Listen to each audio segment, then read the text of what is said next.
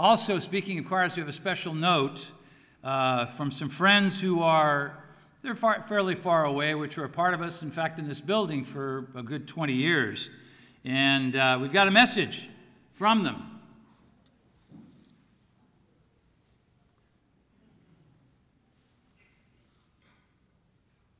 Today.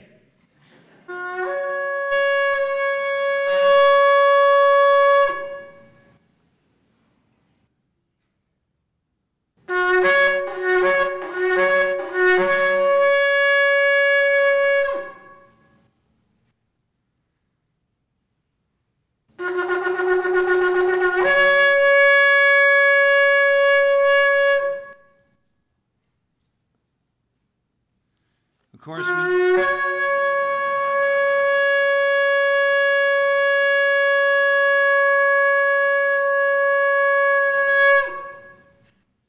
now I knew there were 4 blasts on the trumpet, and of course that was Paula Hoover. No, that was David Hoover, and they, both David and Paula, who we do miss. A lot of us have been in communication with them, and we do miss them, but they're happy in their new home in Northern California. But it was really funny, to be honest with you. There's a story behind the story. I called David and I said, "Hey, do you mind if we get a little excerpt of the shofar?" And he said, "Yeah," and 4 or 5 jokes later. Then Sabbath, Manfred comes up to me. We always greet Manfred, and Manfred says, "Hey, would it be okay if we played the shofar from David Hoover? I've got an old recording of it." And I said, "You're not going to believe it. I've got a recording as well." So I thought that was kind of nice. Today, as you've heard repeatedly, and it bears repeating again, today is a very important day, as we've heard in the previous messages. But as you heard in one of the messages, and my son and I did not share notes. In fact, he wouldn't tell me what he was going to speak on. Nice kid. Anyway, it's interesting. We both came to the same conclusion. When we look at the text, as he did in Leviticus, in the Torah, in the law, I want you to put your thinking caps on a little bit. Indeed, the spring holy days and unleavened bread we have, historically, we have it tied to the Feast of Unleavened Bread at Exodus of Egypt. It's a historical event. Pentecost, we'd say mathematically, could be the giving of the law at Sinai. And I studied some of it's easy to do, I Googled it, and I have a couple references. On atonement, it's the cleansing of the wilderness temple and the 2 goats. When we come to the Feast of Tabernacles, it is the wandering and the temporary dwellings, which many of these days we will picture. But trumpets is kind of left out. Trumpets really doesn't have a historical context. And I know there's lots of speculation, but they're no more than that. They're speculation. Every source book I looked at said there is no Old Testament typology to trumpets. Nehemiah Gordon, which many of you are familiar with, he's a Jewish scholar, Karaite Jew, has stated this as others did. One of the unique things about the Yom Teruah, as we heard from Mr. Weber and from John in the first message, Yom Teruah, the day of shout, is that the Torah does not say what the purpose of this holy day is.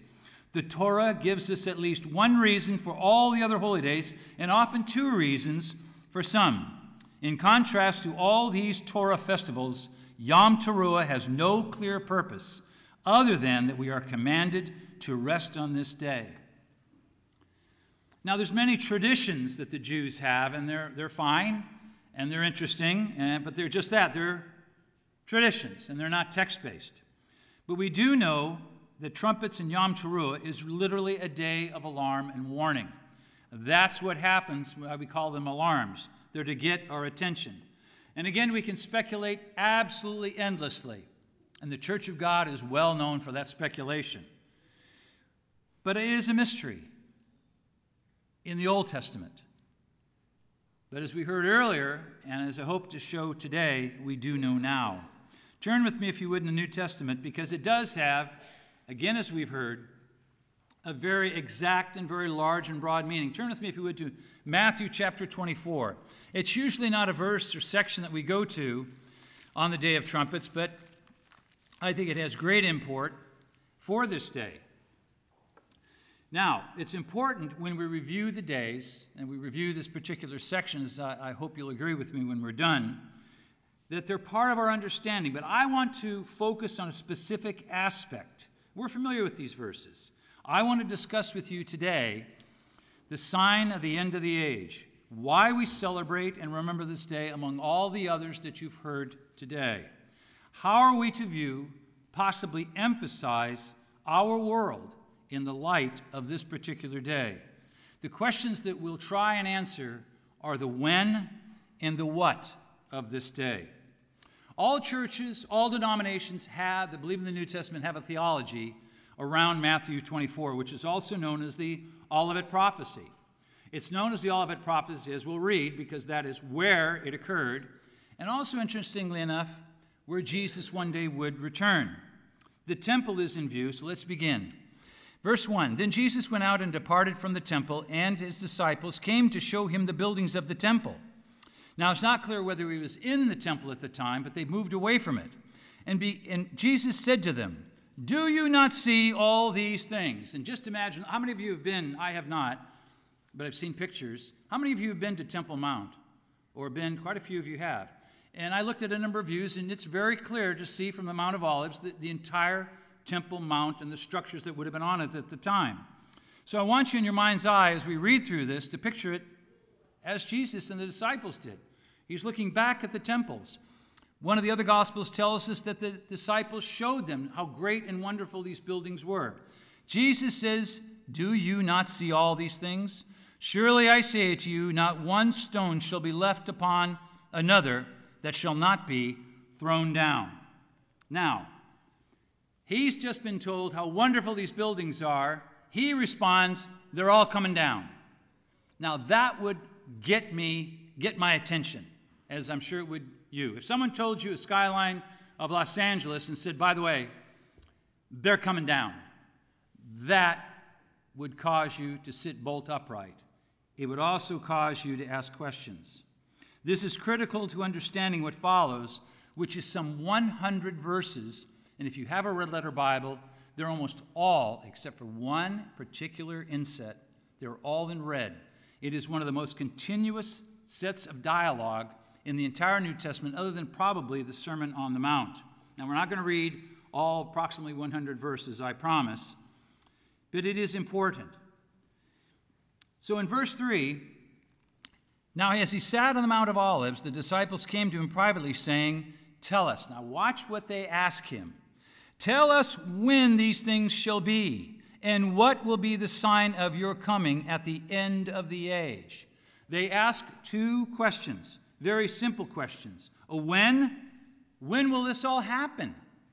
And for some interesting reason, they connect the destruction of the temple to Christ's return. It says, what will be the sign of your coming and of the end of the world? When is it going to happen? And what will be the sign? Now, it's interesting, when we ask those two questions, the when and the what, it's about man's need to know. Now, last time I talked to you, we discussed this desire, this obsession that man has to know. We have got to know. That little thing that you were asked to turn off or turn down before services, that phone that we cannot live with, that sits within 2 to 3 feet of us almost 24/7. I know. I got one. I know. I got one too. But now we have to know, and our phones tell us. In fact, we've got two verbs. Wiki it. Do you know what wiki it means? What's it mean? Wikipedia. The source of all knowledge. Right? The collective source of all man's knowledge. And the other verb is Google it. Google and Wikipedia work off what's called an algorithm. And an algorithm is a word we've all heard it in the news. And I wanted to give you a definition. So when I wanted a definition of algorithm, guess what I did? What? I Googled it. What did you expect me to do? An algorithm is a process or set of rules to be followed in calculations or other problem-solving operations, especially but not exclusively by a computer. It could have very, very few steps, or it can have many, many, many steps. And there's a whole science about it. It's like a recipe of numbers and a series of commands. Pick any word, and you can Google it. And when I did Google the word algorithm, I received, and it tells me this, 297 million results Oh, and by the way, Google tells you they did it in 0.58 seconds, just so you know how quick we are. It's important. These search engines, and the church uses search engines on our own website, is to know. It may not be correct on Wikipedia, but hey, close enough. Close enough. But we have to have an answer. And prophecies are no different. In fact, it sounds like a lot of the prophecies we've heard throughout our lifetime. Not quite accurate, not quite approximate, but they come nonetheless. Let's read on. Jesus answered to these two questions, the what and the when. Jesus answered and said to them, take heed. Take heed that no one deceive you, for many will come in my name, saying, I am the Christ, and will deceive many. And you will hear of wars and rumors of wars. See that you are all not troubled. For all these things must come to pass, but the end is not yet. For nation shall rise against nation, kingdom against kingdom, and there will be famine and pestilence and earthquakes in various places. All these are the beginning of sorrows. Jesus answers and says there will be false messiahs. There will be famines, pestilences, and earthquakes. And you've read this many, many times. After reading that, famines, pestilences, false prophets, check, check, check, check, check. We have those now. We have all that right now. There is not a year that does not go by that these issues arise. Everything that has been brought up in Matthew 24 in these 4 short verses. The issue is we are instantly aware of them. The problem is it's normal and it's expected for us to know, and it's constant. Flash news. North Korea has just fired 2 missiles over Japan. Wait! Newsflash. Another Hollywood star has taken their life. Stop. Wait. Newsflash. And the South Sudan famine threatens 20 million people. All of that occurred last year in 2017. All of it has already occurred in 2018 numerous times, with a few religious a few religious zealots thrown in. What's the world's response at news like that? Well, what's on PBS tonight? After the earthquakes, the famines, the wars and rumors of wars, he uses the word deceive. He says, don't be deceived. I think we've gone beyond deceived. The world has, at least. We've become desensitized. It means nothing to us. Absolutely, seemingly nothing. Last Sabbath, I did have my phone muted. It wasn't off, and I had to do the announcements. So as I got up to do announcements, my phone, all the sound was down. It began to shake dramatically.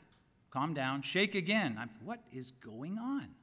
I was getting these news alerts, and it kept coming and coming. And I walked off. I said, it can wait. Everybody's still around. I looked, Becky's still here, so the first resurrection has occurred. I'm good. So far, so good. Right? Everybody's still here. All right, I'll go up. Guess what the text alerts were for? All 8 of them. The U.S. Tennis Open had finalized, and there was an upset. That was the news we needed to know. And it kept coming. This is not deception. It's desensitization. It's worse than being deceived. It's apathy. The world has been drugged into so what? And this is a danger. You'll notice that in all of these wars and rumors of wars and famines, there are absolutely no specifics. No nations are mentioned. No areas, no races, no religions are mentioned. It's vague at best, but it will be different. But why is he so vague? Why doesn't he name names, name people? I think there's a reason, and we're going to talk about that reason. It's not a puzzle or secret knowledge that he's keeping from us. It will happen, and it will happen dramatically. He doesn't give specifics, but in verse 8, he says something very important. He said, oh yeah, the worst is yet to come. This, he says, is just the beginning. But in verse 6, and you heard this in the first message when Mr. Weber brought it up. Let's read verse 6 again. And you will hear of wars and rumors of wars.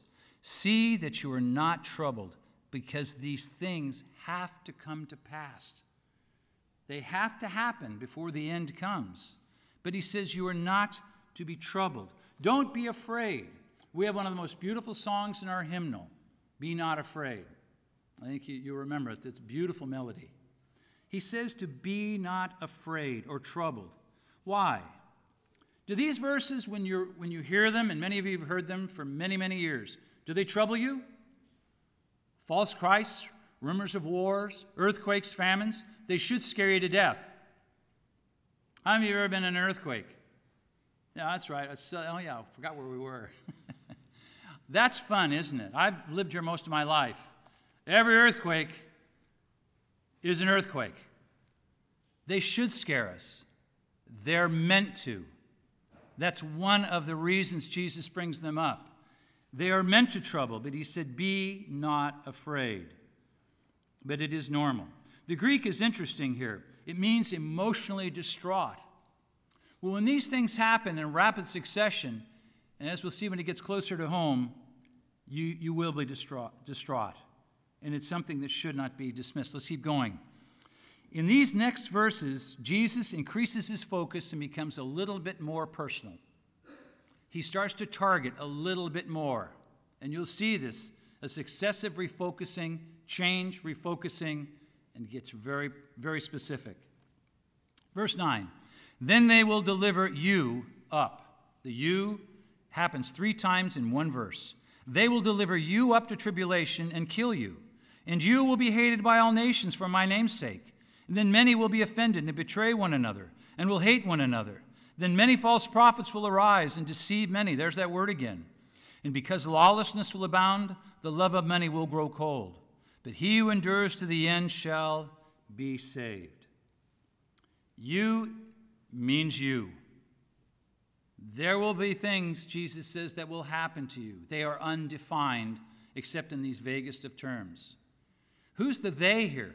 They will do these things. He doesn't say. He doesn't elaborate.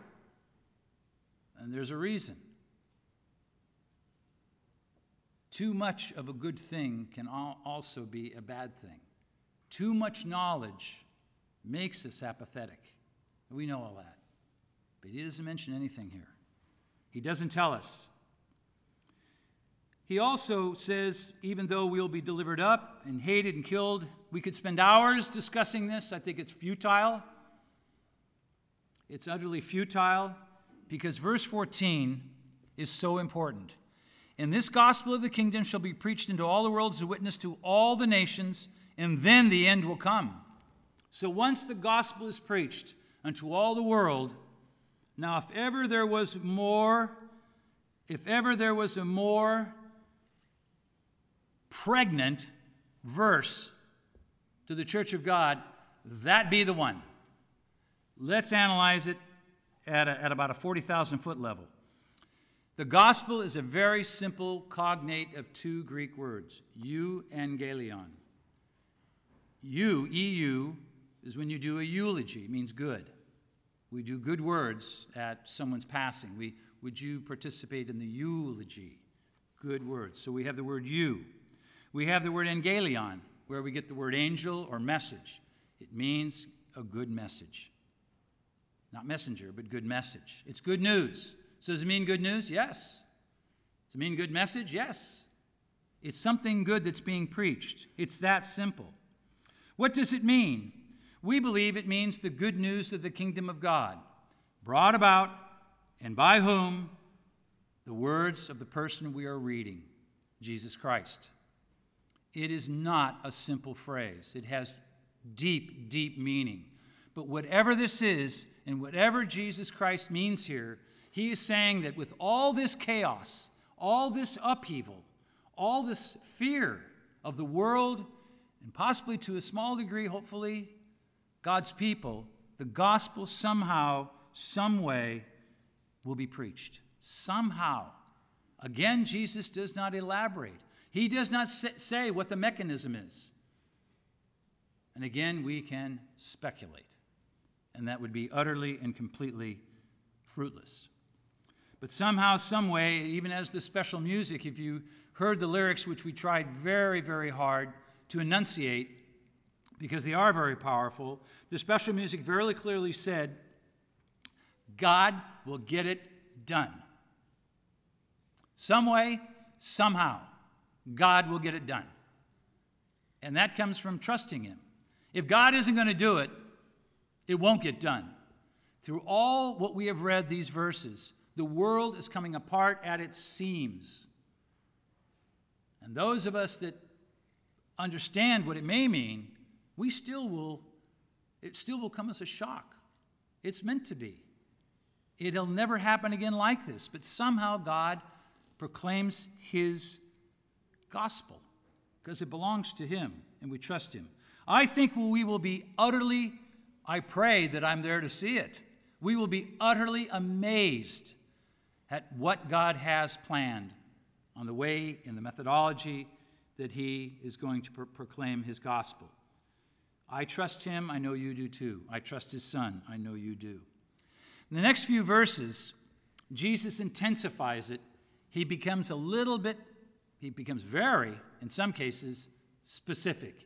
He names places. He names places. And to a lesser degree, he names names. And he even talks about some extremely exacting personal situations. So you can see this narrowing of concept and focus. So, let's read. Therefore, verse 15, when you see the abomination of desolation spoken of by Daniel the prophet, standing in the holy place, whoever reads, let him understand. Then let those who are in Judea flee to the mountains. Let him who is on the housetop not go down to take anything out of his house. And let him who is in the field not go back to get his clothes. But woe to those who are pregnant and to those who are nursing babies in those days. And pray that your flight not be on the Sabbath or winter, in the winter or on the Sabbath. For then there will be a great tribulation, such as not been since the beginning of the world until this time, nor shall there ever be. And unless those days were shortened, no flesh would be saved. But for the elect's sake, those days will be thankfully shortened. There's a lot here. He names a place. He finally, after 15 verses, has started to begin to answer the question that was put to him in verse 3. Finally, the prophecy of Daniel, as you may know, deals with the temple precinct and the altars, and they're desecrated by a desecrator. Now remember, the disciples are asking questions. He may be pointing to the temple. He says, when you see the abomination of desolation, I can see that. He can just point at it. When you see the abomination of desolation spoken of by Daniel the prophet, no. What's interesting is about the book of Matthew is that we think there was a partial fulfillment of this prophecy of the desolation in 165 BC with Antiochus. And again in 70 AD, partially, with Titus and the Roman legions. If Matthew was compiled late in the first century, both these events would have been known to the reader. They both would have been known, both Titus and Antiochus, and they would have been partial but extremely devastating occurrences. The temple was near destroyed, but not totally, in both those times. So when is it? When is it? Well, it's got to be about this time of year. I think it's coming. How many of you have heard about the red heifer? Well, quite a few of you. Oh, the red heifer. I'm not trying to make... Yes, I am. The red heifer and its sacrifice is essential to the construction, the purification of the third temple in Jerusalem, which ushers in the Messiah's return and judgment. And I know it's happening because on September 4th, the New York Post, how many of you know about the New York Post? Yeah. It's two steps. No, not even 2 steps. It's one step above the National Enquirer. We lived in the New York Metroplex. The Post was not what we read. But it was also in the Mirror in the UK and Breaking Israel News. I got it on Breaking Israel News. Red heifer, the countdown's begun. Unfortunately, unless I see it in the Wall Street Journal, on Fox, on CNN, on BBC, in 15 or 20 other news outlets, and I get that vibrating text on my phone, I'm sorry, it's a false alarm. It will be clear, and I've checked them all, Also, what's interesting here is in verse 15, we call it 15b, is a parenthetical remark by Matthew, very important. He says, and this is for the reader, from the writer. It's kind of like he steps out.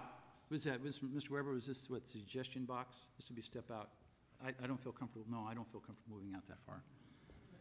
Over here, this is a sidebar. Matthew says, whoever reads this, let him understand. Do you know who he's talking to? You know who Matthew's talking to? That's right, you. He says you need to understand this and not be deceived. One day, it will happen. And it will happen with such fury and suddenness and abruptness, as we will read, and what we should be watching, it will shake us to the ground. When this tribulation happens, it will not be like any series of events ever in recorded history. Matthew says so through Jesus, or Jesus says through Matthew. There will be such great tribulation as not been since the beginning of the world until this time, nor shall there ever be. This is the big one. This will be the big one that will affect the entire world.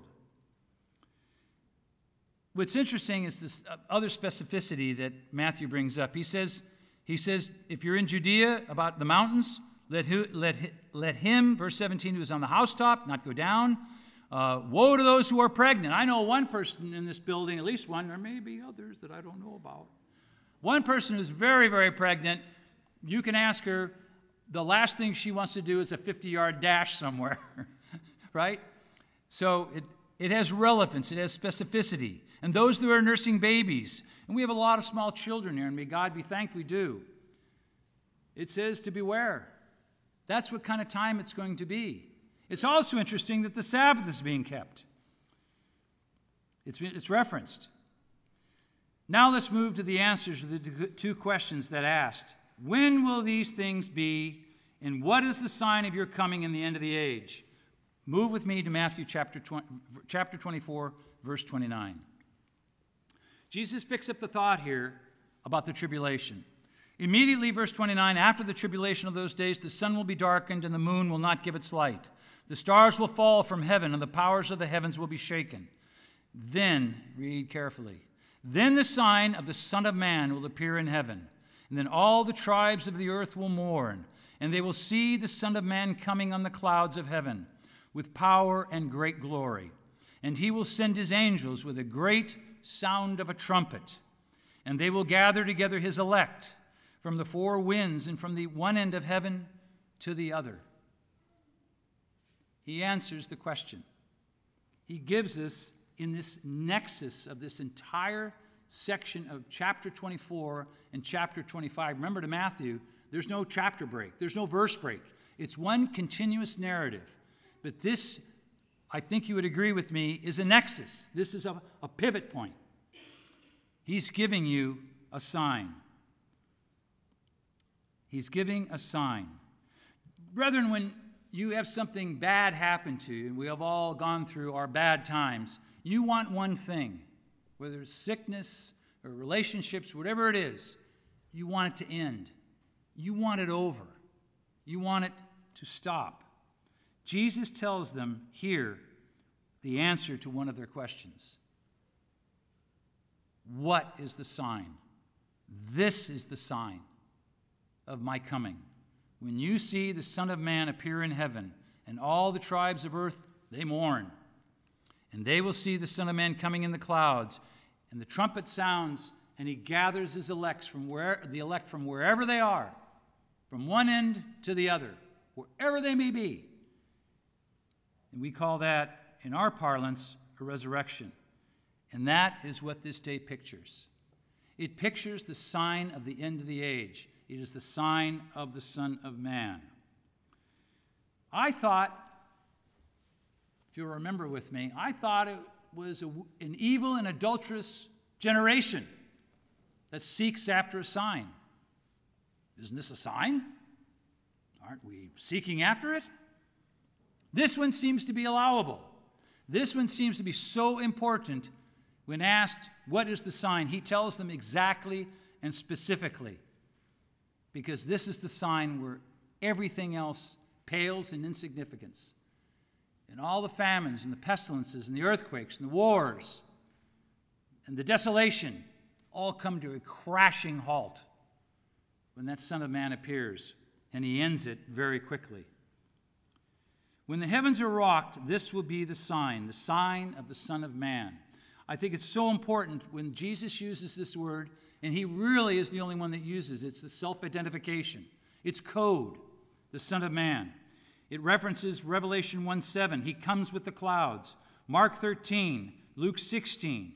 It also references back to them in those particular days to Daniel chapter 7, where the Son of Man appears to the Ancient of Days and accepts his kingdom. And that's Daniel 7. And he does so in the clouds. Acts 1:11, you can turn there if you would, I'll read it. Men of Galilee, the angels say, they said, why do you stand here looking into the sky? This same Jesus who has been taken from you into heaven will come back in the same way you have seen him go into heaven and in the clouds.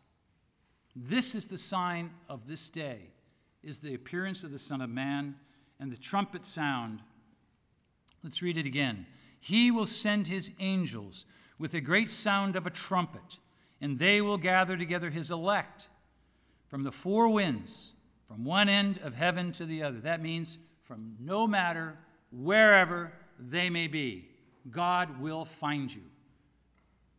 God will come looking for you.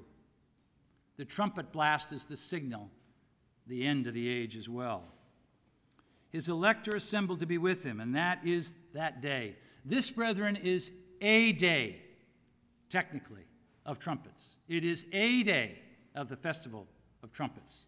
One day, there will be the day for the day of trumpets.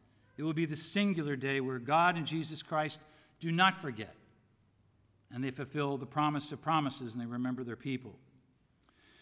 We need to know what we look for and what we emphasize, the hope of an expectation, and when, as we heard in 2 prior messages and in the special music, the change occurs. So we know what, but there's a but here. And it has to do, when you say there's a but, it has to do with the when. We are not at that day. Jesus has more for us to know. In verse 36, he says, but of that day and hour no one knows, not even the angels of heaven, but my Father only. Let me read it again. But of that day and hour no one knows, not even the angels of heaven, but my Father only. This is really simple math. How many entities know the hour and the day of the end, the when? One person, when that was written. Maybe Jesus and the angels do now. The concept is so important, man forgets. We do not know when. We know what to look for. We just don't know when. It's so important, this concept. It's repeated over and over and over again in these sections. Jump with me to verse 42.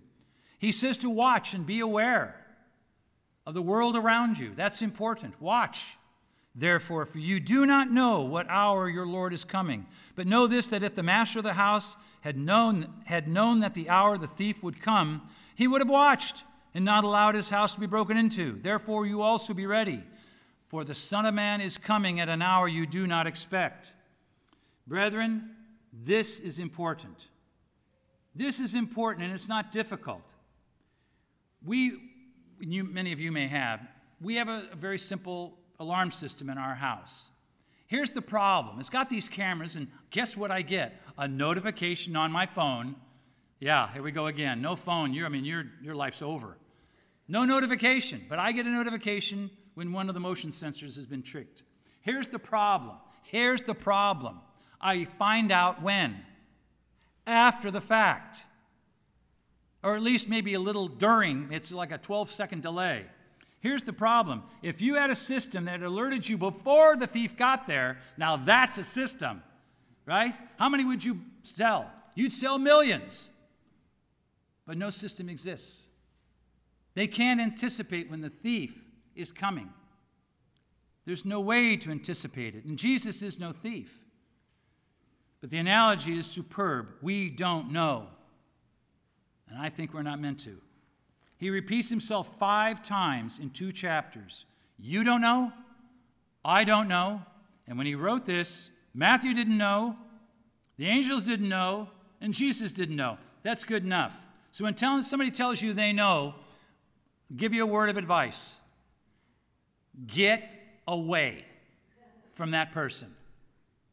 Get away. There's no end around, there's no workaround for this section. You do not know, and that is the point. But Jesus says to not be afraid and to not be worried, to be confident, because he gives us a choice. He gives us a very simple choice he always has. It's just sometimes man chooses wrong. When the end occurs, we do not know. There's been plenty of people who said they did. They didn't. We're not meant to know. But we are told very clearly what sign we're to look for. We do not really seek it. We hope for it and pray for it and we expect it. We long for it. We want to see it not only for ourselves, but our loved ones and for the world. Our emphasis should be not on events we cannot control. I can't control what happens in Syria. It's secondary. I can't control what happens in the Sudan and the famine. I can't do anything about it. I can pray about it and pray that God's kingdom comes soon. Or is it better to look expectantly for a day when we will see that sign of signs, that Jesus, known as the Son of Man, and a trumpet sound occurs? The choice befuddles mankind. It's just amazing. When God says, look for the Son of Man in the clouds, man says, but it's going to happen now. I have my charts. Let me show you my charts. But your charts today don't look like the charts you had 5 years ago. Yeah, I know that, but I've made them better. I know you've never heard anybody like that. I know. I'm talking to myself. Our emphasis is wrong. Haven't we, in our normal human life, been told over and over, our prophetic methodology just doesn't work? I don't even know what the weather's going to be tomorrow, and neither does the weatherman, apparently. How can we predict specific events?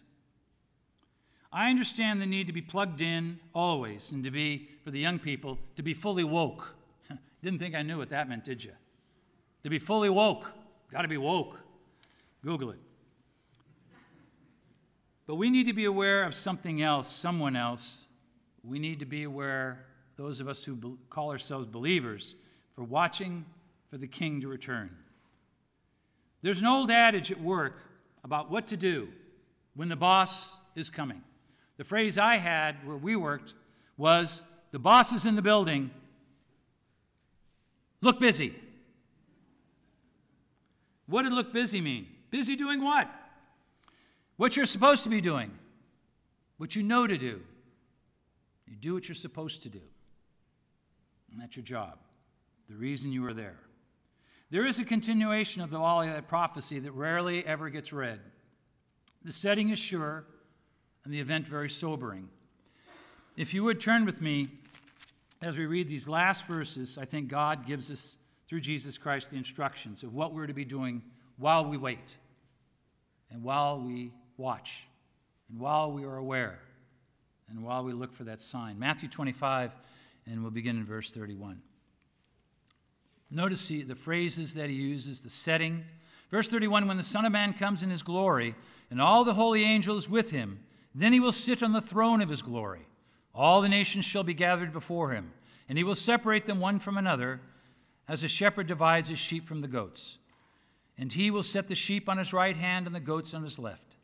Then the king will say to those on his right hand, 'Come, you blessed of my Father, inherit the kingdom prepared for you from the foundation of the world.